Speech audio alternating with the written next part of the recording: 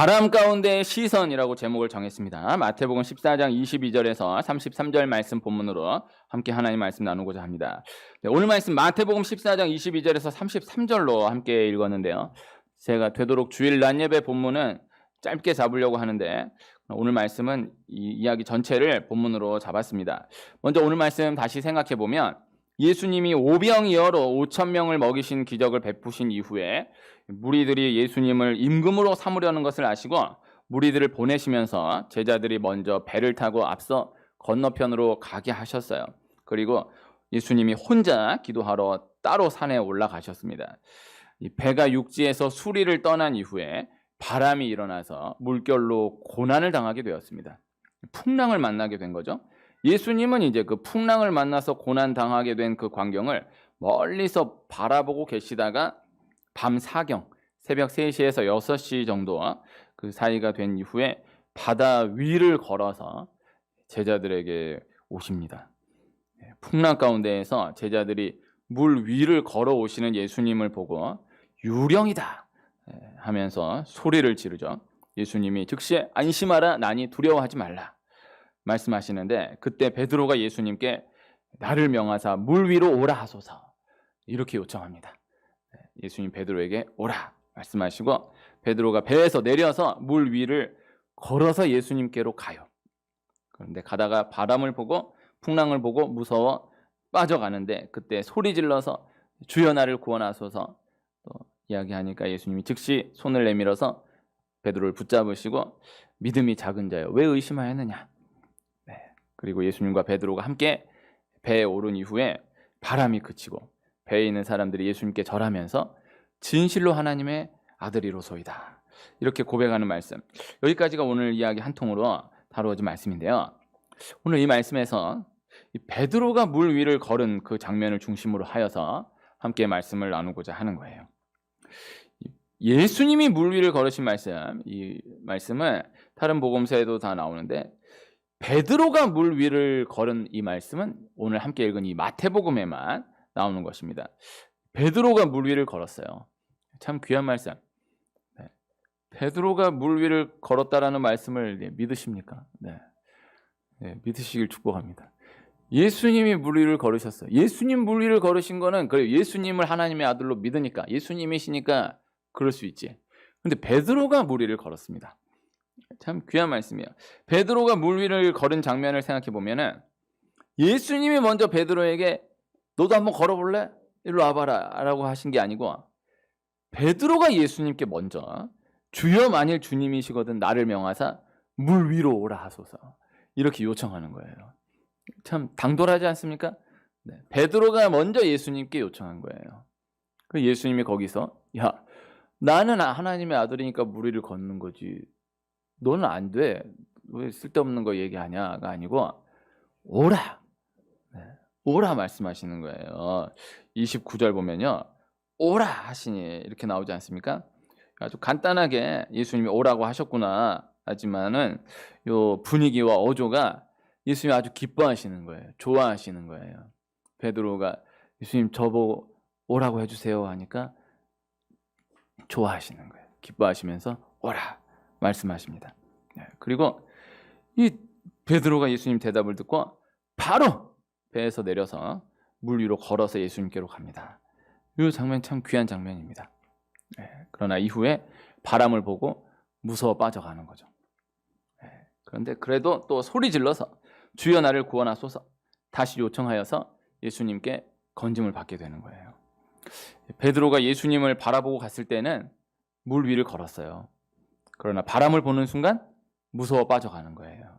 단순한 말씀이지만요. 분명한 원리를 말씀하고 있는 장면. 이 말씀 오늘 통해서 단순한 원리를 다시금 새기는 은혜가 있기를 축복합니다.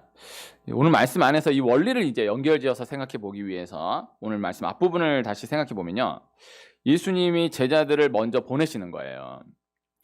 이 오병이어로 5,000명 먹이신 기적 이후의 말씀이거든요. 예수님이 제자들을 먼저 보내시는 거예요. 제자들과 예수님 분리하는 거예요. 그래서 이 자신이 그 사람들이 생각하는 임금이 아니다라는 것을, 세상의 임금이 아니다라는 것을 확실히 보여주시는 거예요. 그 뜻을 확실히 하시는 거예요. 어떤 인간적인 정치 혁명을 일으키기 위해서 예수님 오신 것이 아니다라는 것을 확실히 하시는 거예요. 그래서 딱 보내시는 거예요. 예수님은 우리의 죄를 사하러 오신 메시아, 하나님의 아들이십니다. 다른 인간적인 목적, 다른 목적으로 오신 분이 아니시다라는 거예요. 그래서 따로 산에 올라가셔서 예수님 기도하시는 거예요. 예수님 이 땅 가운데 메시아로서의 사명을 끝까지 완수할 수 있었던 아주 중요한 대목이 되는 것입니다.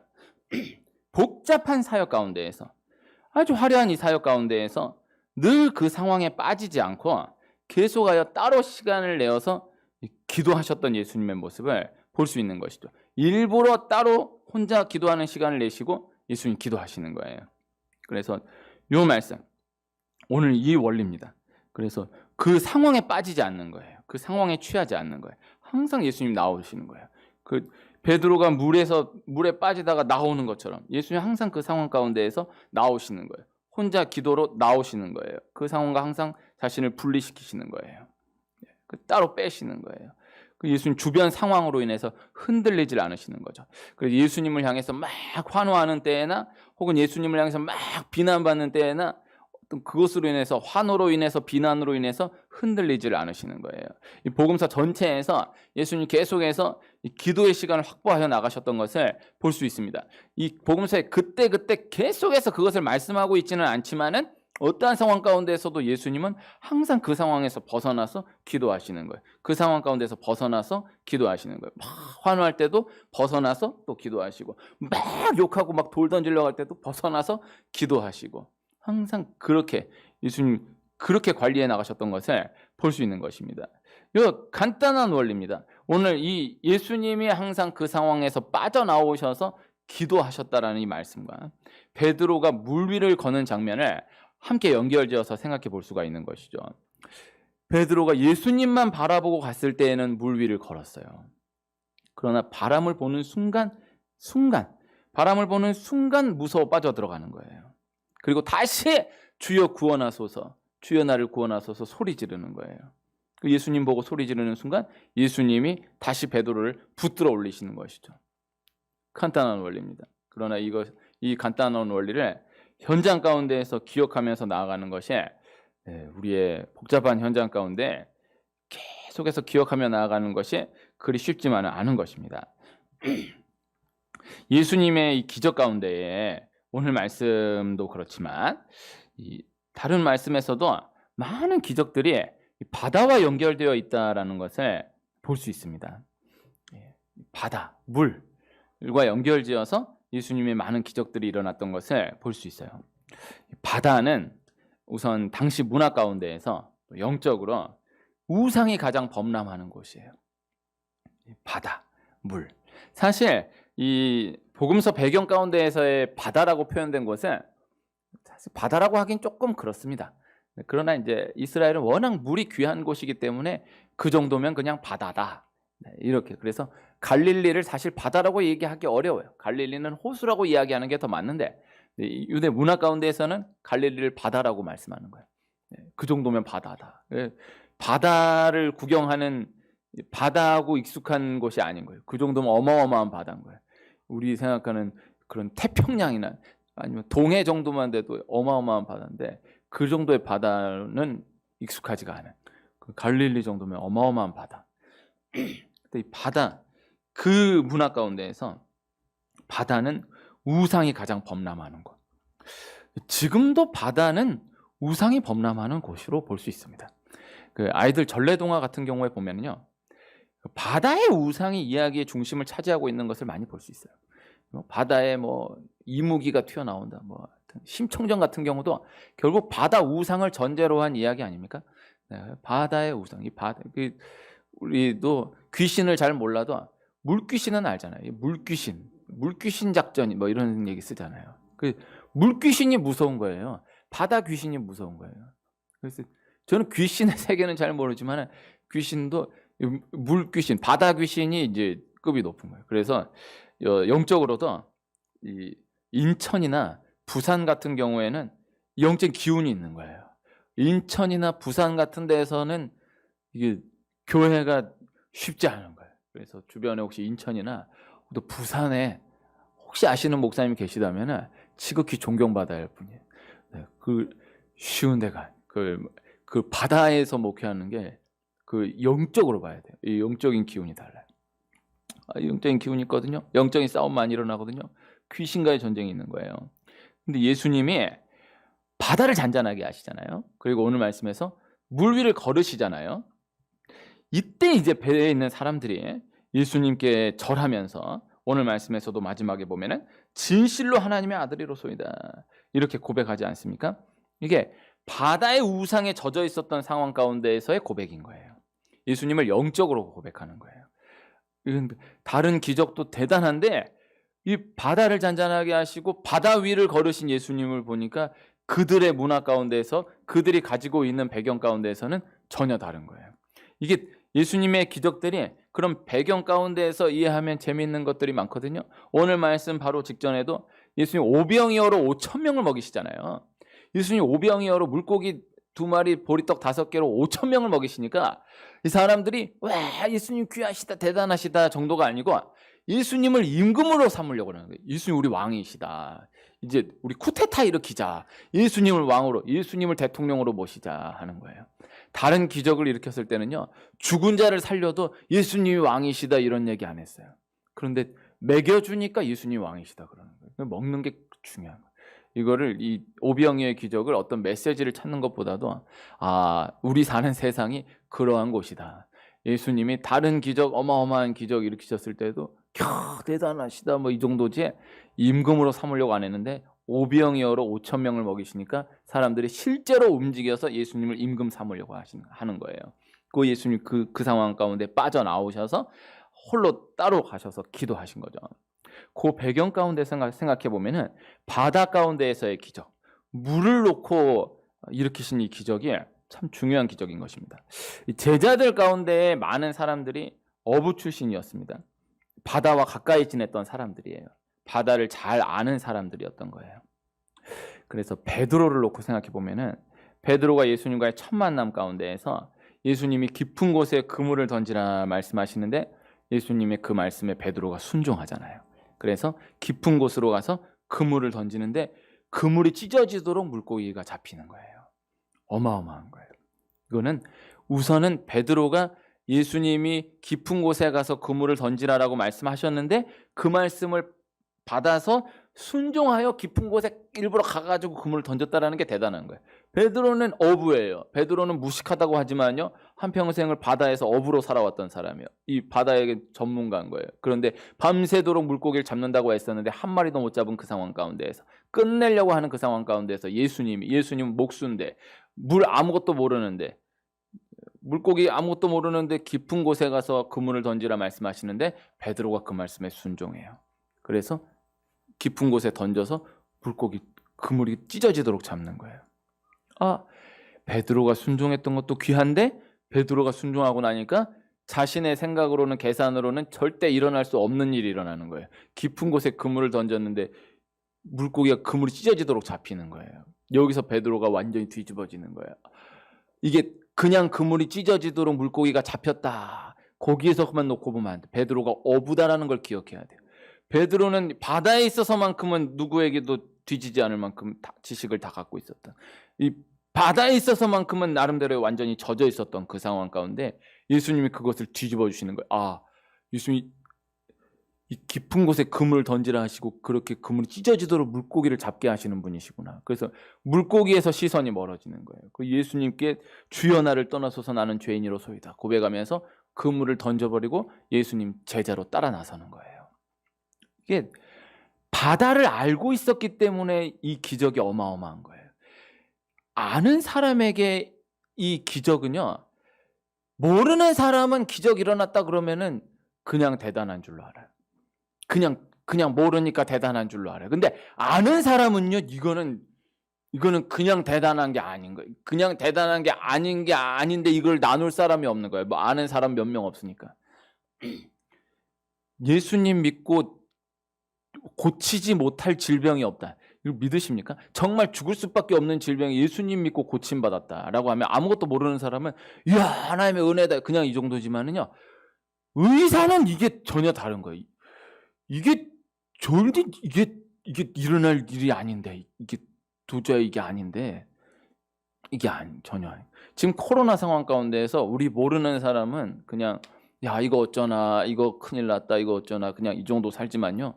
그러나 아는 사람은 그 아는 분들이 생각하는 이 지금 코로나 상황은 또 전혀 다른 거예요. 이게 지금 전혀 이게 그냥 심각한 상황이 아닌 건 거예요. 그 말을 제대로 안 해서 그렇지. 이 완전히 이걸 다 알고 있는 이 상황 가운데에서는요. 이게 안 잡히는, 이게 이런다고 저런다고 되는 게 아닌 거예요. 근데 모르니까는, 우리 모르는 사람들은 그냥 아 이거 어떡하나, 또 백신 나온다면 또 백신이니까 그런갑다 하지만은 아는 세계에서는 이게 전혀 아닌 거예요. 이게. 그래서 알면 달라요. 베드로가 다 알고 있는 그 상황 가운데에서 깊은 곳에 그물을 던져 그물이 찢어지도록 물고기를 잡았다라는 거예요. 그리고 또 그 상황 가운데 바다를 잘 아니까 제자들이 배를 타고 가는데 풍랑 가운데에서 예수님이 주무시는 거예요. 예수님 풍랑 가운데에서 주무시니까 이 제자들이, 또 바다를 잘 아는 어부 출신의 제자들이 너무 의아한 거예요. 너무 어이가 없는 거예요. 이게 지금 잠잘 풍랑이 아닌데 자고 있는 거예요. 예수님 자고 있는 거예요. 그런데 예수님을 막 깨웠는데 예수님이 풍랑을 잔잔하게 하시는 거예요. 이게 또 전혀 다른 건 거예요. 제자들은 무식한 사람들입니다. 뭘 어마어마한 걸 뭘 알아야 이게 어마어마한 기적이구나를 알지, 아무것도 모르면 어마어마한 기적을 안겨줘도 이게 어마어마한 건지를 몰라요. 왜 어린아이와 같은 믿음이 있어야 하냐면요, 어린아이는 아무리 어마어마한 걸 갖다 줘도 그게 어마어마한 건지를 몰라요. 모르는 거예요. 제가 어렸을 때 저희 사촌 동생이, 저희 할머니가 사촌 동생한테 내가 너 생일 선물 사줄게, 생일 선물 사줄게 그랬어요. 근데 얘가 할머니 저 그럼 필통 사주세요 그랬어요. 필통 사주세요 그러더니 갑자기 며칠 지난 다음에 할머니 저 필통 말고 인형 사주세요 그랬어요. 근데 할머니가 인형을 사주는데 이 필통과 인형의 가격이 몇 배가 차이 나는 거야. 근데 얘는 할머니를 배려한다고 해서 필통을 사달라고 했다가 인형을 사달라고 하는 거야. 얘는 학교를 아직 안 가는 필통이 어마어마한 건 줄 알고, 이게 인형은 항상 그냥 이런 거니까 할머니가 말씀하시는 게 이런 줄 아는 거예요. 모르는 거예요. 이게 지금 전달이 되고 있습니까? 제자들의 이 바다 가운데에서의 기적이 왜 중요해? 아는 게 바다밖에 없어요. 그러니까 다른 거는 어마어마한 게 일어나도 그냥 그런갑다 하는데 바다에서의 기적은 다른 거예요. 풍랑 가운데에서 예수님이 주무시고 계시니까는 여기서 다른 거예요. 아니 어떻게 예수님이 여기서 주무실 수가 있나? 절대 아무것도 모르는 사람은 그 상황에서 잘 수가 없는데 예수님 주무시는 거예요. 이 믿음의 사람입니다. 풍랑을 잔잔하게 하신 것이 중요하지만요, 일단 풍랑 가운데 주무실 정도, 잘 정도의 믿음이 있어야 돼요. 이게 세상은 이런 거 하나 딱 터져도 막 잠을 못 이루고 난리를 치는. 그러나 하나님 믿음이 있는 사람은요, 풍랑이 일어나도 잘 수 있어요. 오히려 풍랑이 일어나면 더 자야 돼. 그래서 막 난리가 일어난 것 같으면 세상 왜 어쩔 줄 모르지만요, 믿음의 사람은 오히려 평안한 거예요. 하나님 또 은혜 주시겠구나, 또 하나님 넘어가게 하시는 있겠구나, 평안한 거예요. 그래서 예수님 풍랑 가운데 주무신 거예요. 그런데 예수님이 하도 깨워서 일어나니까 풍랑을 잔잔하게 하시는 거예요. 예수님 풍랑 가운데 주무셨다는 것에 한번 놀라고, 그 다음 깨웠더니 그 풍랑을 잔잔하게 하셨다는 것에 대해서 또 한번 놀라는 거예요. 베드로가 바람을 보고 무서워서 빠져갔다라는 건 역시도 이 상황 가운데서 생각해 보면은요, 바람을 보면은 무서워서 빠질 수밖에 없겠다 싶기도 하지만요, 베드로가 본 바람은 또 다른 거예요. 바람을 너무나 잘 아는 거예요. 자기가 잠깐 정신이 나간 거예요. 자기 잠깐 정신이 나가 정신 딱 바람을 보는 순간 정신이 딱 차려지는 거예요. 그 수많은 그 세월들, 이 바다에서 바람을 경험했던 그 수많은 세월들이 딱 들어오면 이건 죽는 건데 딱 정신이 띄어지는 거예요. 그 두려움이 더한 거예요. 예수님이 지금 물 위를 걸으신 이야기 오늘 나누고 있는데, 예수님 물 위를 걸으신 이야기가 영화나 만화 영화나 이런 데 이렇게 패러디로 나온 게 있거든요.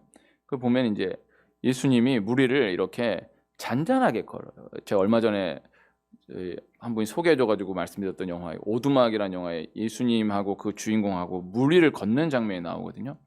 그 물이 엄청 잔잔한데 예수님이 이렇게 물 위를 걸으시는 거예요.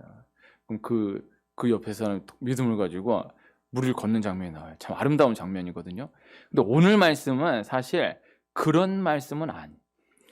지금 잔잔한 바다에 이렇게 저 멀리 아름답게 고요하게 제자들의 배가 떠가고 예수님이 이렇게 가고 있는 그런 장면이 아니고 풍랑 가운데. 그러니까 이거를 그려보기가 애매하지만은 그냥 한번 적용적으로 그려본다면 예수님이 물 위를 걸으셨다는 얘기 지금 수상스키 타시는 거예요. 지금 막 이렇게 막 풍랑이 일어나는 그곳에서 예수님이 이렇게 풍랑을, 그러니까 베드로도 그 믿음이 대단한 거죠. 나를 오라 하소서. 그 예수님 수상스키 타면서 오라. 그래 이렇게 오고 가는 거예요. 근데 딱 정신 차리니까 이 바람, 이 풍랑을 보니까 바로 무서워서 빠져 들어가는. 이게 모르는 게 그냥 막연하게 무서운 게 아니야. 이건 죽는 거야. 이건 끝난 건데. 그런데 다시 예수님께 주여 나를 구원하소 소리 지르니까 예수님 건지시잖아요. 그리고 함께 물 위를 걷잖아요. 베드로가 이 물 위를 걸으셨다. 이 풍랑을 잘 알기에 바람을 보고 무서워 빠져갔던 것이고, 또 한편 풍랑을 잘 알면서도 예수님께 요청하여서 물 위를 걸었다라는 것이 참 귀한 겁니다. 중요한 건요, 오늘 이 물을 놓고 바다를 놓고 바람, 풍랑을 놓고 적용적으로 생각해 본다면, 아는 것이 많아지면 순종하는 것이, 주님만 의지하는 것이 더 어려워질 수 있다는 것. 생각하는 것이 많아지면 다른 많은 생각들에 이렇게 저렇게 분산되기 시작하면 물에 빠지게 된다는 것. 그래서 예수님만을 바라보며 계속해서 한 걸음 한 걸음 전진해 나아가야 한다. 예수님만을 바라보며 중심을 잃지 않고 한 걸음 한 걸음 전진해 나아가야 한다라는 것입니다. 이 야구 선수들, 투수들이 많이 하는 이야기 가운데 하나가, 팬들은 그 야구 경기를 볼 때 이 팀의 이 투수와의 싸움이다라고 보지만은 정작 투수들은 그렇게 생각하지 않는다라는 거예요. 내가 상대편 저 투수와 싸운다 이렇게 생각하지 않는다라는 거예요. 그리고 한 걸음 더 나아가면은 그 상대팀 타자와 싸운다라고도 생각하지 않는다라는 거예요. 그럼 뭐냐? 그 투수는 그곳에서 내공 던지는 싸움하는 거예요. 그 상황 가운데에서 내공 던지는 싸움. 야구가 참, 다른 운동 경기들도 다 매력이 있지만 야구가 참 매력 있는 스포츠라고 생각합니다. 야구는 9명이 함께 하는 거예요. 9명의 팀을 이루는 거예요. 이 팀워크가 너무너무 중요한 거예요. 그런데 딱 그 순간에는 혼자인 거예요. 야구는 참 또 동적인 스포츠거든요. 누구보다 빨라야 되거든요. 네. 공격을 하든 수비를 하든 정말 빨라야 되는데, 그리고 우리 모르면은요, 막 130km 되는 그런 막 홈런 타자들 보면 엄청 느린 줄 아는데 그 오산입니다. 그 일반인들, 그냥 평범한 사람들 달리기로 못 이겨요. 네? 그 막 이래가지고 뭐 이러고 뛰는 것 같잖아요. 그렇지 않아요. 그 세계 가운데서 느려 보이는 거지 일반인들 어지간한 사람들보다 훨씬 빨라요. 그냥 정적인 스포츠가 아니에요. 그런데 딱 그 순간에는 딱 정적인 스포츠가 되는 거예요. 함께 하는데, 그런데 투수가 마운드에 딱 서는 그 순간에는 혼자인 거예요. 참 매력 있는 거예요. 타자가 함께 하는데 딱 타석에 딱 들어서는 순간에는 혼자인 거예요. 참 야구가 매력 있는 스포츠인 거예요. 그래서 딱 투수가 마운드에 서서 경기가 잘 풀려갈 때는요, 다른 게 하나도 안 보이고 포수 미트만 보인다는 거예요. 포수 글러브만 보인다는 거예요. 그럼 거기다 그냥 집어 꽂아 넣는 거예요. 이게 아무것도 없고 그냥 거기에다 꽂아 놓는 거예요. 타자가 딱 사석에 들어서면은 뭐 수비진, 뭐 뒤에 뭐 더가우 이런 거 아무것도 없고 상대편 투수 딱 공만 보이는 거예요. 그래서 내가 내공 치는 그 승리하는 거고, 투수는 내가 내공 던지는 그 승리하는 거예요. 그래서 다 세상과 나는 광고도 없고 구속한 주만 보이도다. 아무것도 보이는 게 없고 딱 포수 미트만 보이고, 타자는 아무 보이는 것 없고 딱 공만 보이는, 딱 그 순간에 집중하면 그래야 되는 거예요. 그렇지 않고 앞으로 야구를 어떻게 해야 될까, 내가 이럴 수 있을까, 이렇게 되면 어떻게 할까, 저렇게 해야 될까, 이런 5만 가지 생각 다 하고 공 던지면 맞는 거예요. 아무 생각 없고 딱 그 포스 미트만 그대로 그것만 보고 내가 내 공 던지는 그 싸움에만 집중하는 거예요. 모르는 게 아니에요. 그 상황과 분리된 게 아니에요. 다 알고 있는 거예요. 또 그 상황 한복판에 있는 거예요. 함께 하고 있는 그 가운데에서 계속해서 예수님만을 바라보고 나아가는 것입니다. 예수님 베드로를 붙잡으시면서 하신 말씀이 믿음이 작은 자여 왜 의심하였느냐. 다른 것이 중요한 것이 아니다. 그 상황 가운데에서 내가 믿음을 놓치지 않고 있는가. 그 하나의 싸움인 거예요. 계속되는 그 하나의 싸움인 거예요. 말씀 좀 길지만 제가 읽어드리면 로마서 8장 35절에서 39절 말씀. 누가 우리를 그리스도의 사랑에서 끊으리요. 환난이나 곤고나 박해나 기근이나 적신이나 위험이나 칼이랴. 기록된 바 우리가 종일 주를 위하여 죽임을 당하게 되며 도살당할 양같이 여김을 받았나이다 함과 같으니라. 그러나 이 모든 일에 우리를 사랑하시는 이로 말미암아 우리가 넉넉히 이기느니라. 내가 확신하노니 사망이나 생명이나 천사들이나 권세자들이나 현재일이나 장래일이나 능력이나 높음이나 깊음이나 다른 어떤 피조물이라도 우리를 우리 주 그리스도 예수 안에 있는 하나님의 사랑에서 끊을 수 없으리라. 아멘. 그 어떤 상황 가운데에서도 하나님 나 사랑하신다. 그 하나의 믿음을 놓치지 않는 것. 그 어떤 상황 가운데에서도 상황을 보지 않고 분위기를 보지 않고 내가 잘한 거 보지 않고 또 내가 못한 거, 내가 아쉬웠던 것, 내 죄를 보지 않고 사람 보지 않고 인간적인 것들 보지 않고 오직 예수님만 바라보며 나아가는 것. 다 모르는 게 아닌 거예요. 다 모르는 게 아닌 거예요. 다른 제자가 아니고 베드로가 무리를 걸었다라는 것이 중요해요. 물을 모르는 사람이 아니에요. 그 모든 상황을 모르는 사람이 아니에요. 모르는 사람, 넌 뭐 또 모르니까 그렇지 아니에요. 아는 그 가운데서 용기를 내어 주님만을 바라보고 나아갈 수 있어야 돼요. 그래서 아무것도 모르니까 다 무식하면 용감하다. 무식하면 용감해요. 그러나 무식하면 용감한데 유식해도 용감할 수 있어야 돼. 알아도 용감할 수 있어야 돼. 이렇게 저렇게 뭐 당하고 이렇게 되고 저렇게 되고 그러면은 못해요. 다 여성들이 나이가 많아지면 결혼을 못해요. 아는 게 너무 많으니까. 이 사람은 이래서 안 되고 저 사람은 저래서 안 되고 이 상황은 이래서 안 되고 저 상황은 저래서 안 돼. 못해. 아무것도 몰라. 딱 무식하면 용감한 거야. 그냥 그래서 결혼 못 모를 때 해야 되는 거야. 아무것도 모를 때. 그리고 다 알아도 딱 주님 바라보고 나아갈 수 있는 그 믿음이 있어야 돼요. 베드로가 무리를 걸었습니다. 다른 물 모르는 제자가 무리를 걸은 게 아니에요. 다 아는 제자가 완전 빠삭한 제자 베드로가 딱 예수님만 바라보고 무리를 걸은 거예요. 이것이 있어야 됩니다. 다 알면 알수록 믿음이 작아지는 어리석은 믿음이 아니에요. 다 알지만은 그럼에도 불구하고 예수님만을 바라보며 나아갈 수 있는 믿음. 그래서 저 처음 개척했을 때 다 안 된다는 얘기밖에 안 했지.